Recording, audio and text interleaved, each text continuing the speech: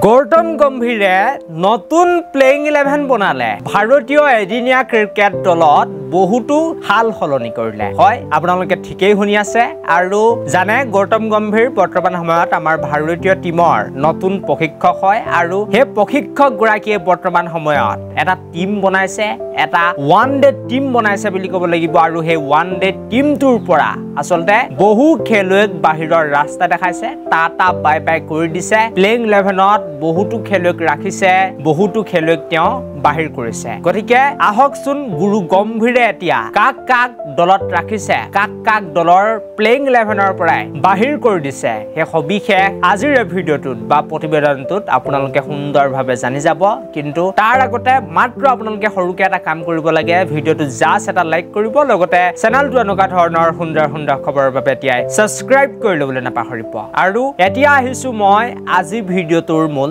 বিষয়টোলৈ আপোনালোক সকলোকে মই জনাই দিব বিচাৰিছো যে গৌতম গম্ভীৰে এটো যেটো টিম বনাইছে বা যেটো প্লেইং 11 ঘোষণা কৰিছে হে টিমটো কিন্তু এতিয়াৰ বৰ্তমান সময়ৰ নহয় একেবাৰে আমাৰ ভাৰতৰ অল টাইম ওডিআই প্লেইং 11 ঘোষণা কৰিছে বা তেওঁৰ মতে সিলেক্ট কৰিছে যে এই কেগৰাকী হৈছে আটাইতকৈ ভাৰতৰ শ্ৰেষ্ঠ ওৱান ডে প্লেয়াৰ বা ওডিআই প্লেয়াৰ হয় অল টাইম গৌতম গম্ভীৰে প্ৰায় 11 গৰাকী প্লেয়াৰক সিলেক্ট কৰিছে আৰু তাত আমাৰ বৰ্তমান সময়ৰ ভাৰতীয় ক্ৰিকেটৰ অধিনায়ক ৰোহিত শৰ্মাকে আনকি ৰখা নাই ওপেনাৰৰ ভিতৰত তাৰ পাছতেই ৰাহুল হক আয়াৰ হক ইয়াৰ লগতে আৰু বিভিন্ন ধৰণৰ যিসকল প্লেয়াৰ আছে আনকি জাসপ্ৰীত বুমৰাকো গৌতম গম্ভীৰে ৰখা নাই মুঠতে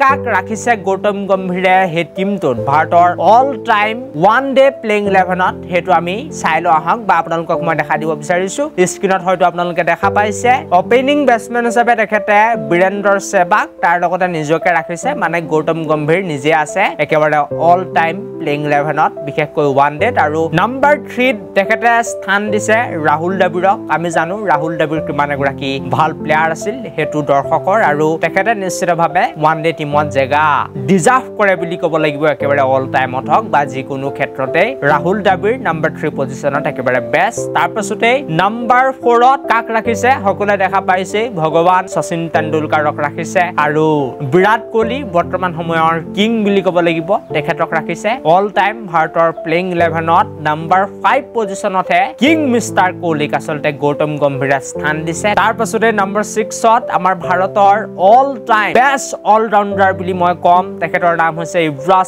যুৱৰাজ সিং আপোনালোকে অসমীয়াত সকলোৱে যুৱৰাজ সিং বুলি কয় গতিকে তেখেতক গৌতম গম্ভীৰে ৰাখিব বিচাৰিছে আৰু গম্ভীৰে যেতিয়া যুৱৰাজ সিংক ৰাখিছে তেনেহলে ধোনীটো থাকিব ইয়াত হয় নাম্বাৰ 7ত এজ এ উইকেট কিপাৰ হিচাপে গৌতম গম্ভীৰে মহেন্দ্ৰ সিং ধোনীক ৰাখিছে তাৰ পাছতে আৰু কোন আছে বুলি কলে আপোনালোক সকলোকে মই জনাই দিব বিচাৰিছো যে ৰবিচন্দ্ৰন অশ্বিনক এই অল টাইম ভাৰতৰ প্লেইং 11ত আসলতে স্থান দিছে বিশেষকৈ এদিনীয়াত আৰু অশ্বিনে বহু মেচ খেলিলে গতিকে তেখেতক ৰাখিছে আৰু লেজেণ্ড অনিল কুম্বলেক ৰাখিছে গৌতম গম্ভীৰে আৰু দুগৰাকী ফাষ্ট বলাৰ তেওঁ সিলেক্ট কৰিছে হে দুগৰাকী ফাষ্ট বলাৰৰ নাম হৈছে ইৰফান পাঠান আৰু জাহিৰ খান এয়া আপোনালোকে দেখিলে না মহম্মদ শামি আছে না জাসপ্ৰীত বুমৰা আছে না ভুবি আছে মানে ভুৱনেশ্বৰ কুমাৰ আছে কাকো গম্ভীৰে ৰখা নাই আৰু এইটো আছিল আজি ভিডিঅ'টো thank you for watching this video'